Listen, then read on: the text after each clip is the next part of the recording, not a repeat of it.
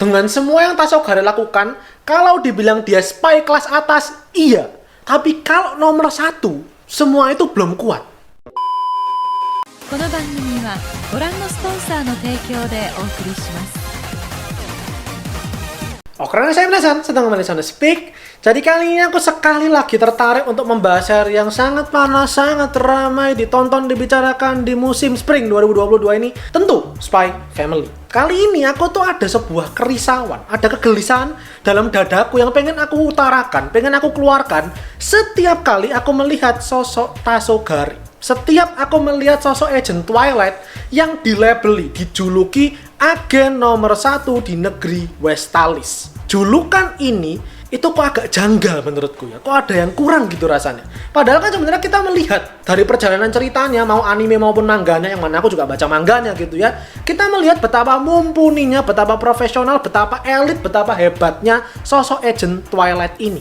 Tapi ketika title itu tadi disematkan ke dia, aku merasa ada yang kurang di sana. Ibarat kata nih, kalau misal kita ibaratkan sosok karakter Lloyd ini, karakter Tasogare sebuah puzzle. Puzzle-nya ini tuh udah hampir jadi. Semua kepingannya udah masuk, udah dipasang semua, bener semua lokasinya, gambarnya hampir sempurna, tapi ada satu slot yang kosong. Ada satu kepingan yang hilang, yang ini kalau dibiarin kosong dan gak diisi, maka puzzle-nya ini gak akan berakhir, gak akan sempurna, gak akan indah secara seutuhnya. Itu kurang lebih yang aku lihat, yang aku rasakan dari sosok Tasogare ini. Kenapa bisa begitu? Aku sudah memikirkan apa alasannya dan aku tahu akhirnya apa alasannya, maka siap-siap ini agak berat pembahasannya. Kita bicara soal teknik penulisan karya fiksi. Jadi kalau nggak masalah dengan topik yang berat ini, silakan di like, share, subscribe untuk pembahasan kali ini. Selalu di follow Instagram Sound Speak sebagai sama cinta anime, sebagai sama otaku penikmat Spy Family. Mari kita sama lagi mendapat, tapi ingat, jangan sampai channel berdebat, cukup bermain sebagai penikmat dalam sesi diskusi hangat.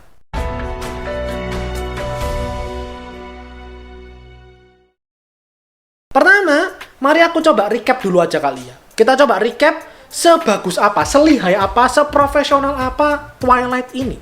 Kecerdasannya dia, intelijensi, nggak perlu diragukan. Pengetahuannya sangat amat luas, dan ingatannya pun luar biasa kuat. Refleksnya dia, kecepatannya dia, juga di atas rata-rata. Yang berarti bisa kita asumsikan, sense-nya dia, intuisi, instingnya dia juga sangat tajam. Kemauan bertarung juga nggak perlu diragukan. Mau tarung pakai tangan kosong, mau pakai senjatanya tembak atau apapun, dia bisa hadapi orang-orang nggak cuma satu lawan satu, tapi satu lawan banyak. Dan tentu, terakhir namanya mata-mata harus bisa menyamar. Penyamarannya pun juga sempurna. Mau dia jadi tukang cleaning service sampai jadi pejabat, nggak cuma penampilan luarnya doang, tapi bahkan sampai ke dalam. Sifatnya, gerakannya, gestur, cara bicara semua sangat amat sempurna. Maka kita bisa bilang dong sebenarnya sebagai seorang mata-mata, sebagai spy, Tasogare benar-benar seorang expert yang mumpuni di bidang mata-mata, spionase. Tetapi semua itu buatku tidak cukup kuat kalau mau menunjukkan bahwa dia adalah mata-mata nomor 1. Bukan berarti aku bilang dia cupu, bukan berarti aku bilang dia lemah, enggak. Dengan semua yang Tasogare lakukan, kalau dibilang dia spy kelas atas, iya. Tapi kalau nomor 1, semua itu belum kuat. Tolong dipahami ya. Ini tuh nomor 1. Aku nggak akan bikin konten ini, aku nggak akan merasa gelisah kalau bukan karena klaim nomor 1. Nomor 1 itu kan berarti di puncak gitu maksudnya. Posisi puncak didapatkan bukan hanya karena dia baik, dia bagus, dia ahli, tapi tentu ada momen yang bikin dia stand out, yang bikin dia berbeda dengan agen yang lain. Masalahnya, semua yang dia lakukan so far, bahkan sampai di mangganya gitu ya maksudku ya, itu memang job desk, memang tugas harian seorang mata-mata. Tapi dia melakukannya dengan baik aja gitu loh maksudku. Makanya kalau misal dia sampai jadi nomor 1, itu jadi pertanyaan buatku. Aku bukan menolak, aku bukan menyangkal kalau dia tuh nomor 1, tapi aku menantikan, aku mencari momennya mana yang memang bikin dia tuh stand out. Kenapa kok aku permasalahkan? Kenapa aku cari? Karena Tasogare itu karakter yang sudah jadi.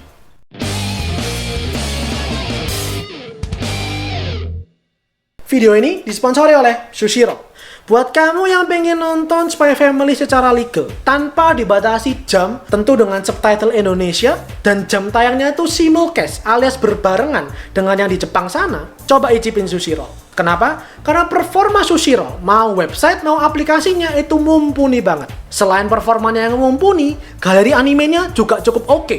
Apalagi buat kamu yang nyariin anime tiap seasonnya gitu, seasonal anime ongoing, Sushi Roll sangat menyediakan sekali. Dan aku udah bilang, simulcast, tayangnya berbarengan dengan yang di Jepang. Mungkin kalian mikir, kalau ngelihat dari platform lain, harganya tuh biasanya kalau platform legal tuh mahal. Itu nggak berlaku di Sushi Roll. Karena harga akun premiumnya, mau cuma 3 hari, mau 7 hari, mau 30 hari, itu cukup terjangkau. Apalagi kalau kamu bayar pakai pulsa. Yap, metode bayarnya, kalau kamu bingung, aku nggak punya credit card, aku nggak punya visa, jangan khawatir, Sushi Roll itu sangat gampang metode pembayarannya. Kalian bisa pakai e-wallet kalian, siapa sih yang nggak punya dompet digital zaman sekarang? Dan oke deh kalau misalnya nggak punya, pasti punya pulsa dong. Sushi Roll pembayarannya juga melayani pakai pulsa dari kartu provider kamu. Kalau kamu tertarik mau ngicipin, jangan khawatir. Kali ini Sushi Roll dan aku sedang berbaik hati sekali, karena kali ini ada giveaway. Yap, ada giveaway kali ini. Aku bakal kasih kamu voucher trial Sushi Roll selama 7 hari. Gimana cara dapetinnya? Baca di deskripsi. Ikutin langkah-langkahnya jadi yang paling cepat dan yang paling tepat. Selain itu jangan lupa main dan follow Instagramnya Sushi Roll untuk dapatkan info-info dan kuis menarik yang tentu ada hadiahnya. Jadi tunggu apa lagi? Ayo segera nonton dan follow Sushi Roll.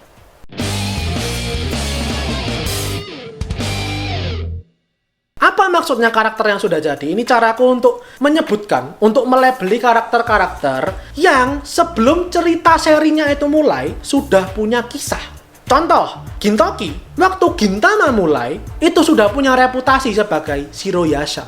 Contoh lain, Sugimoto di Golden Kamui. Ketika Golden Kamui mulai episode 1 chapter 1, dia sudah dapat julukan Sugimoto Sang Abadi.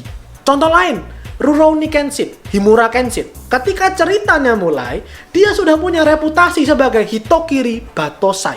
Paham maksudku ya? Ketika ceritanya mulai, dia tuh di masa lalunya sudah ada kisah. Dan akhirnya sekarang, waktu start cerita, dia tuh sudah somebody. Bukan nobody lagi.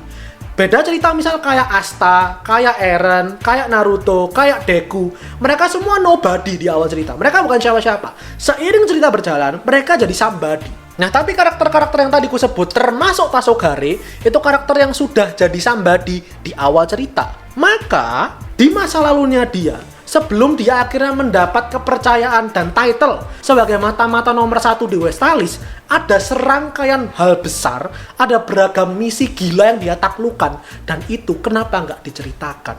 Ini yang harapanku nanti bisa terjawab, bisa diceritakan lebih dalam. Kalau nanti kita bisa melihat masa lalunya Tasogare seperti apa, bukan masa kecilnya. Kalau masa kecil, buat yang baca manga, kalian tahu betul sudah diceritakan. Iya, tapi dalam merintis karirnya dia, dalam menapaki tangga satu demi satu dalam dunia spionase, dari satu misi ke misi lain, dari satu penyamaran ke penyamaran lain, dari satu tempat ke tempat lain, itu yang pengen aku gali, itu yang pengen aku cari.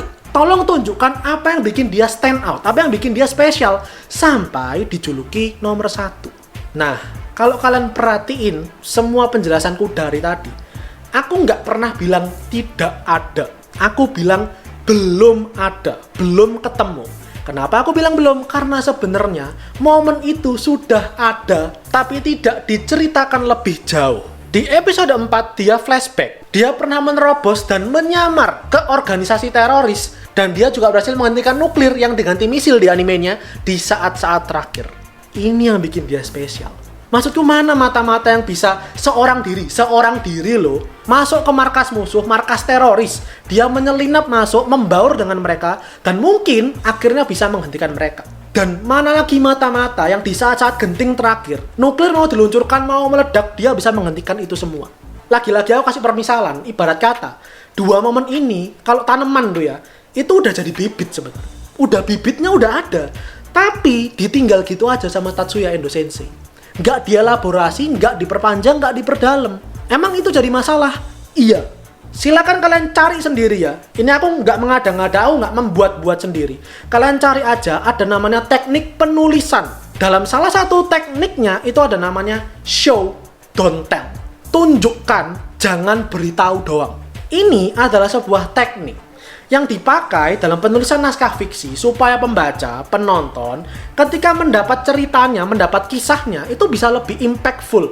Ketika elemen cerita itu ditunjukkan, diceritakan lewat sebuah visual kejadian rentetannya seperti apa, tekanan yang dirasakan dari ceritanya lebih dalam, jelek masuk ke dalam hati. Tapi kalau cuma dikasih tahu doang, diberitahu doang, itu nanti akan ngawang. Akhirnya nggak ada pandangan yang jelas. Aku kasih contoh pengaplikasiannya. Nonton One Piece, masih ingat dengan duel Pulau Banaro Ace sama Kurohige? Itu adalah contoh show, don't tell. Oda Sensei di situ show. Di situ beliau menunjukkan pertemuan, pengejaran, pertempuran, dan kekalahan Ace di hadapan Kurohige. Momen duel itu sebenarnya bisa aja loh Oda Sensei itu tell, ceritakan aja. Nggak perlu ditunjukkan seperti apa. Mungkin cuma dikasih satu gambaran aja ketika Ace kalah lawan Kurohige, atau nggak ditunjukin sama sekali. Nanti tiba-tiba di Amazon Lily, Luffy itu dibilangin bahwa Ace itu dikalahkan sama Kurohige dan dijebloskan ke Impel Down. Pikirkan baik-baik, bayangkan baik-baik skenario itu. Menurut kalian apakah cerita One Piece tetap jalan? Tetap jalan. Luffy bakal tetap ke Impel Down segala macam, semua cerita bakal tetap terjadi. Jadi andai momen duel Pulau Banaro itu cuma detail doang, cerita tetap jalan nggak masalah. Tapi apa yang dilakukan sama Oda Sensei? Di show, ditunjukkan. Kenapa? Supaya kita bisa akhirnya melihat dan merasakan betapa brengseknya Marshall D. Teach. Supaya akhirnya kita itu bisa kesel dengan ini karakter. Dan akhirnya ketika dia muncul di arc setelahnya, pada beragam kesempatan dengan semua tindakan licik dan busuknya dia, kita makin kesel. Bukan mulai kesel, sudah kesel dari Pulau Banaro. Makin kesel akhirnya dengan semua penampilan dia.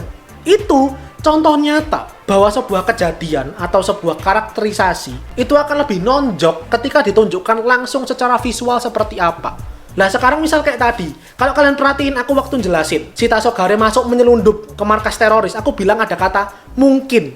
Kenapa ada kata mungkin? Karena aku nggak ngerti pastinya kayak gimana. Karena aku nggak ngerti dia ngapain dulu. Ketika dia menyelinap ke markas teroris atau menghentikan nuklir, apakah dia harus mengumpulkan Infinity Stones? Apakah dia harus mengelilingi Bikini Bottom? Atau ngapain? Nggak ngerti gitu loh. Akhirnya aku menerka-nerka sendiri dan nggak ada pandangan yang jelas. Itu yang aku risaukan, itu kegelisahanku dan makin diperparah karena dia tuh kan karakter utama gitu sebenarnya. Dia tuh karakter utama yang punya banyak sekali kesempatan untuk dieksplor, digali lebih dalam. Gak harus cerita di masa lalunya dia, di masa sekarang pun juga bisa gitu maksudku. Tapi sayang, belum ada momen yang bisa mengangkat itu semua, mengukuhkan itu semua.